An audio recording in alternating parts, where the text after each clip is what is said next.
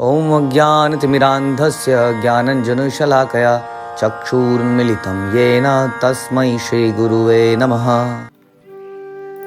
ॐ नमो भगवते वासुदेवाय। ॐ नमो भगवते वासुदेवाय। ॐ नमो भगवते वासुदेवाय। श्रीमद्भागवतम कैंटो 3 अध्याय 5 श्लोक संख्या 38। और आपने सुना किस प्रकार मैत्रेय ऋषि हमारे बता रहे हैं कि किस प्रकार से अलग अलग तत्व पैदा हुए। पहले एक महत तत्व था, एक पिंड की तरह, जिसमें सारे के सारे पदार्थ मिश्रित थे।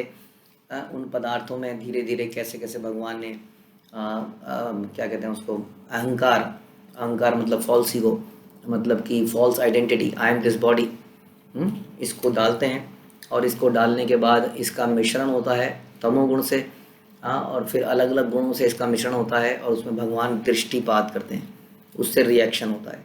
उसके रिएक्शन से अलग अलग चीज़ें उत्पन्न होती हैं अलग अलग समय में, आकाश, ध्वनि, वायु, उसके बाद में स्पर्श, वायु एंड स्पर्श, उसके बाद में फॉर्म, अग्नि, प्रकाश, उसके बाद में स्वाद, जल, उसके बाद में गंध एंड पृथ्वी।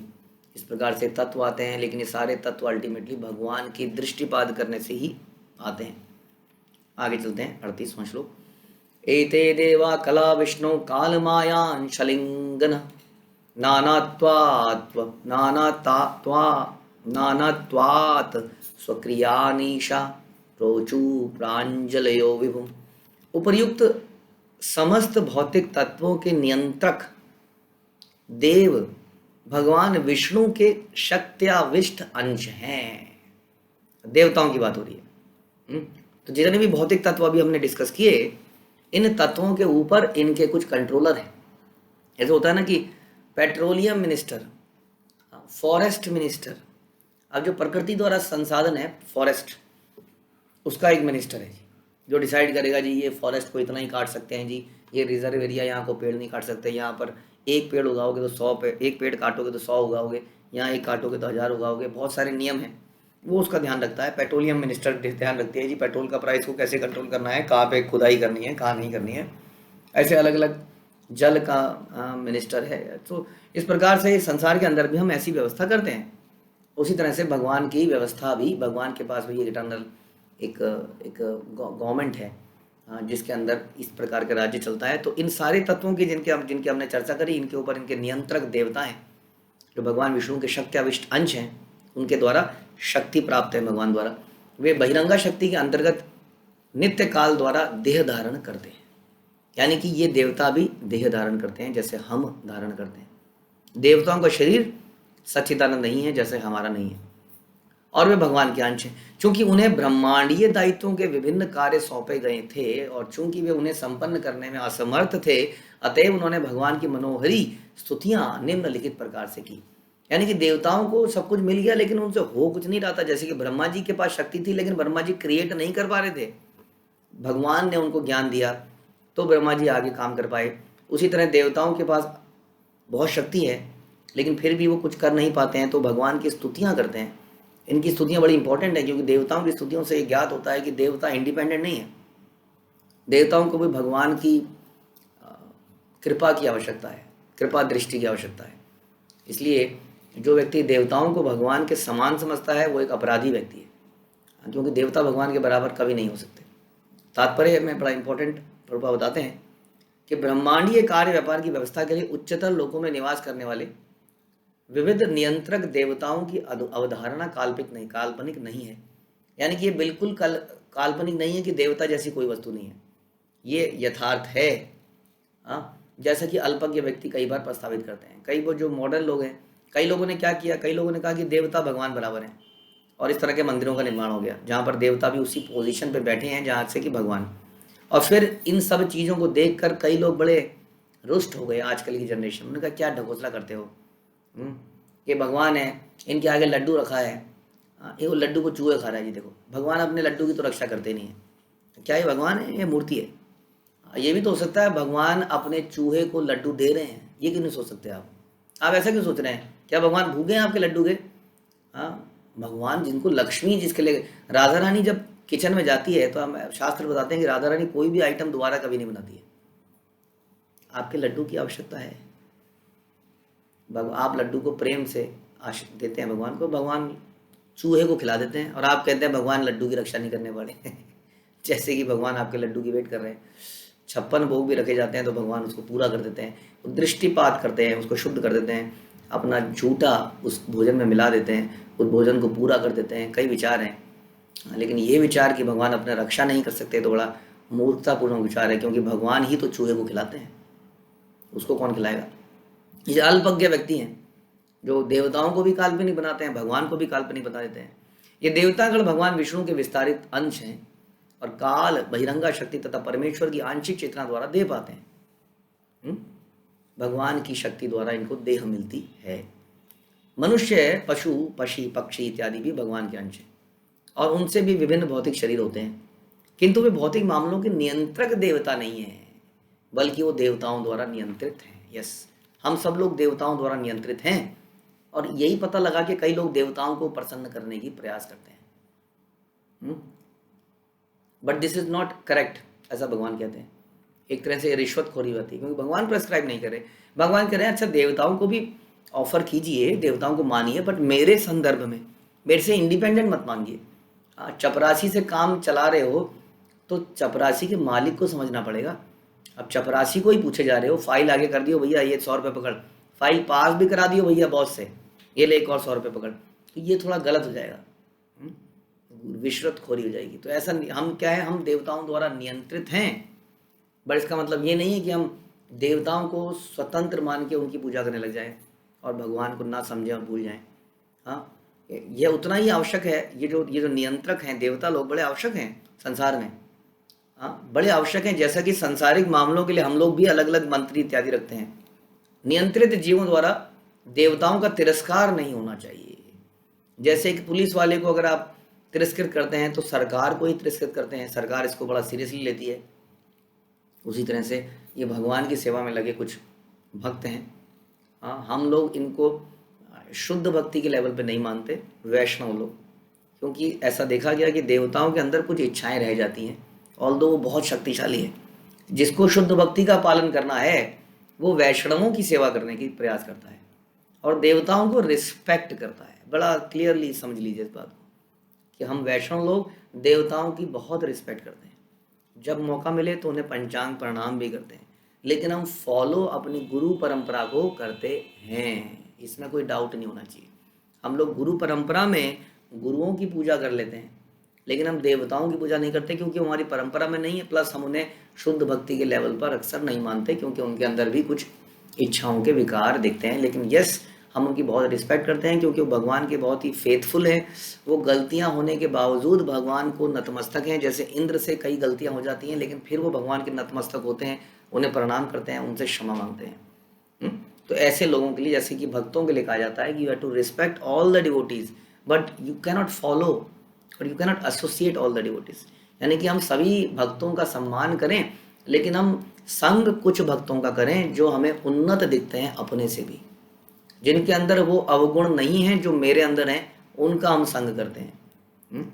तो रिस्पेक्ट हम सबकी करते हैं और फॉलो हम किसी एक को करते हैं, ताकि मेरी अकाउंटेबिलिटी किसी एक के प्रति बनी रहे।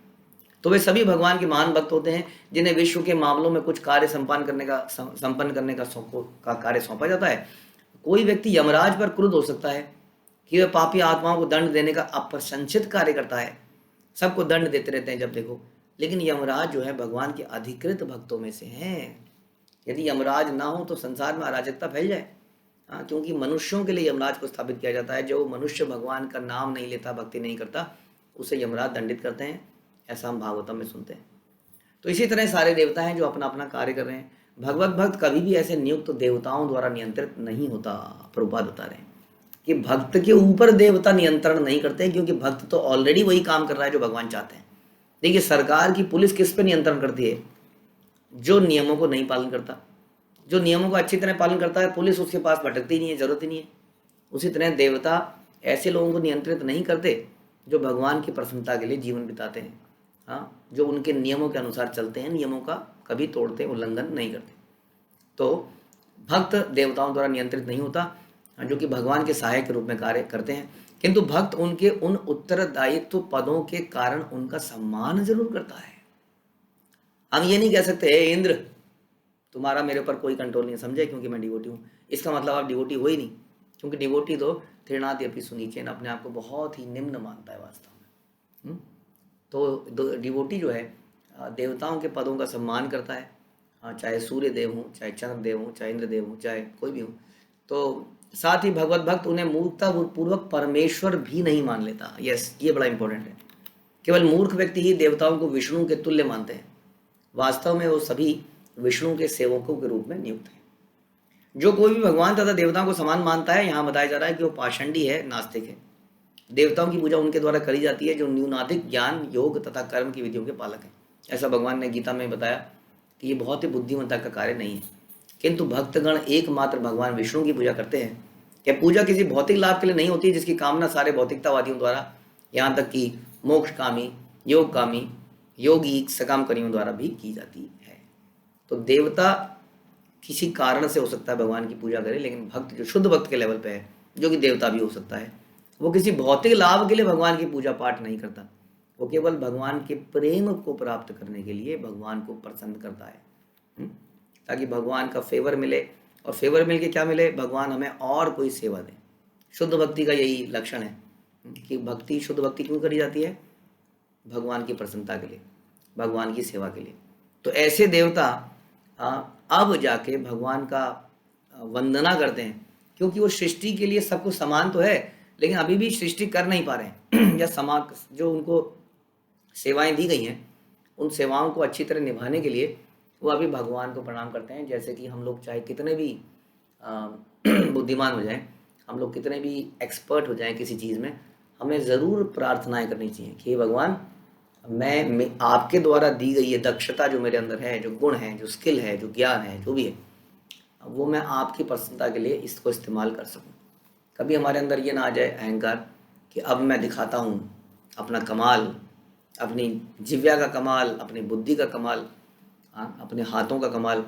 हम हमेशा भगवान से प्रार्थना करें कुछ भी करने से पहले। तो देवता भी प्रार्थना करते हैं, और देवता क्या कहते हैं, देवा उचु नमामते देव पराविंदम प्रपन्न तापोपशमात्र पत्रम यन्मूलकेता यतयो अंजसोरु संसार दुख बहिरुत्क्षिपन्ति।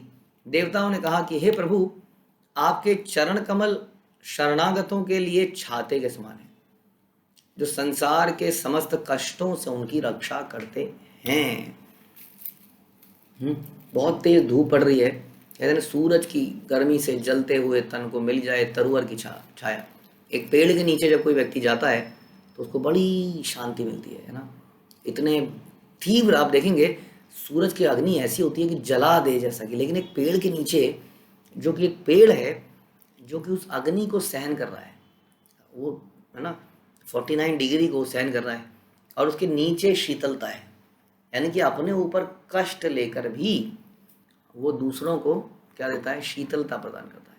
तो आपके चरण कमल शरणागतों के लिए छाते के समान है, जो संसार के समस्त कष्टों से उनकी रक्षा करते हैं। सारे मुनिगण उस आश्रय के अंतर्गत समस्त भौतिक कष्टों को निकाल फेंकते हैं, उस आश्रय के अंतर्गत समस्त भौतिक कष्टों को निकाल फेंकते हैं। अतएव हम आपके चरण कमलों को सादर नमस्कार करते हैं।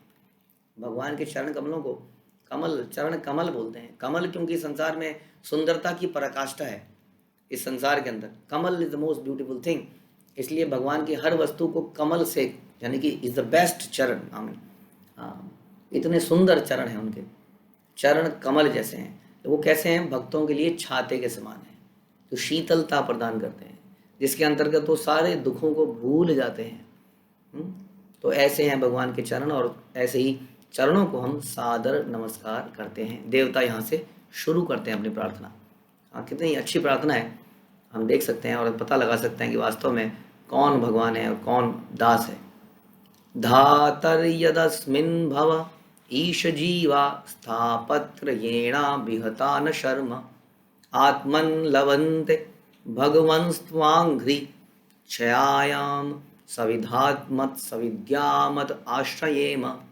हे पिता, हे प्रभु, हे भगवान, इस भौतिक संसार में जीवों की को कभी कोई सुख प्राप्ति नहीं हो सकता, क्योंकि वे 3 प्रकार के कष्टों से अभिभूत है। देवता बता रहे हैं कि भगवान इस संसार के जो लोग हैं ना, कभी सुखी नहीं रहेंगे। ये हमारी पूजा करते हैं, पाठ करते हैं, कभी हमें तेल चढ़ाते हैं, कभी हमें जल चढ़ाते हैं, कभी हमें कुछ करते हैं, लेकिन ये सुखी नहीं रह सकते। बताइए, देवता लोग कह रहे हैं। अतएव वे आपके उन चरण कमलों की छाया ग्रहण करते हैं जो ज्ञान से पूर्ण है, और इसलिए हम भी उन्हीं की शरण लेते हैं। कह रहे हैं बेसिकली देवता बोल रहे हैं कि हमें पूज के कुछ नहीं होगा। हे जीवों, देखिए देवता लोग कह रहे हैं खुद ही, भगवान की चरण कमलों में जाओगे तो इन 3 तापों से बचोगे। इवन संसार के कष्टों से बचने के लिए भी कह रहे हैं। मोक्ष प्राप्त करना है तब तो हम कुछ कर ही नहीं सकते हैं, लेकिन संसार के तापों से भी दूर जाना है तो भी भगवान के चरण कमलों की शरण ग्रहण करो। हम भी यही करते हैं, देवता कह रहे हैं। इसलिए सारे जीवों से ये ऐलान कर रहे हैं कि तुम भी उस भगवान के चरणों की शरण ग्रहण करो, क्योंकि वो 3 प्रकार के तापों को, चाहे देवता हो, चाहे पशु हो, कोई भी हो, जीव हो, वो 3 प्रकार के तापों से हमेशा कष्ट में रहता है। वो कौन से हैं? आध्यात्मिक क्लेश, यानी कि शारीरिक और मानसिक, है ना, यानी कि मन द्वारा कई सारे हमारे अंदर चलती रहती है ना समस्याएं। कोई ये बीमारी हो गई, ये बीमारी हो, खांसी, जुकाम, बुखार, पता नहीं क्या क्या हमारे अंदर बीमारियां हैं। आदि भौतिक, सॉरी, आदि और आदि दैविक और आध्यात्मिक। तो आध्यात्मिक हम शारीरिक या मानसिक, अच्छा इसमें शारीरिक भी आ गया और मानसिक भी आ गया। मानसिक आ गया कि हमारा मन कई बार कई सारे विचार करता रहता है, ऐसा क्यों हो गया मेरे साथ, ये क्यों हो गया, इसने मुझे क्यों नहीं पूछा, इसने मेरे साथ ये क्यों नहीं किया, क्या ये मुझे प्यार करता है, मुझे लगता है कोई मुझसे प्यार नहीं करता है, इसके पास ये क्यों है, मेरे पास ये क्यों नहीं है। बहुत सारे ये जो विचार हैं हमें कष्ट देते हैं। अग्री, शारीरिक या मानसिक, आध्यात्मिक इसमें आ गया। उसके बाद आदि भौतिक, यानी कि मेरा शरीर तो स्वस्थ है लेकिन दूसरे लोग मुझे ज़बरदस्ती तंग कर रहे हैं। मैं सड़क में सीधी सीधी गाड़ी चला रहा हूँ, कोई आके ठिंग ठांग करके मेरे को धक्का मार के चला जा रहा है बेमतलब में। मैं बिल्कुल ठीक हूँ लेकिन फिर भी कोई पड़ोसी मेरे घर के आके कूड़ा डाल देता है, नहीं तो मच्छर मेरे घर में भिन्न भिन्न करके घूमते रहते हैं। घर के रसोई में छिपकली ऊपर घूम रही है, क्यों घूम रही है ये, मेरे दूध में गिर गई। तो बहुत सारे जीव हैं, उनसे अलग अलग प्रकार के कष्ट हैं, इसको हम आदि भौतिक कष्ट कहते हैं। और फिर आदि दैविक, यानी कि बहुत तेज़ गर्मी हो रही है, बहुत तेज़ बारिश हो रही है, बंद हो जाए बारिश, 2 दिन हो गए, 3 दिन हो गए, सब डूब जाएगा क्या। और फिर बहुत तेज़ सर्दी, फिर भूकंप, फिर बवंडर इत्यादि। तो ये 3 तरह की चीज़ें जीवों के ऊपर हमेशा रहती हैं। देवता कह रहे हैं नो ऑप्शन, कोई कुछ नहीं कर पाएगा, क्योंकि ये हम सब भगवान की इच्छा के अनुसार करते हैं। तो भगवान इतनी गर्मी, इतनी सर्दी वगैरह क्यों करते हैं? क्योंकि हमारे कर्मों के फलों के अनुसार, इसको कहते हैं कलेक्टिव कर्मा।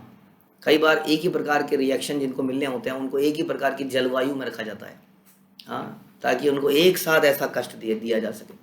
जैसे होता है ना कि कई पर्टिकुलर लोगों के जेल कैदियों को एक पर्टिकुलर सेल में रखा जाता है, उसी तरह से ये देवता एक कष्ट देते हैं। तो देवता कह रहे हैं यदि इससे बचना है तो भगवान के चरण कमलों की शरण लो, हम भी ऐसा करते हैं। तो देवता ये सारी प्रार्थना कर रहे हैं, बड़ी सुंदर प्रार्थना है और बड़ी शिक्षाप्रद है।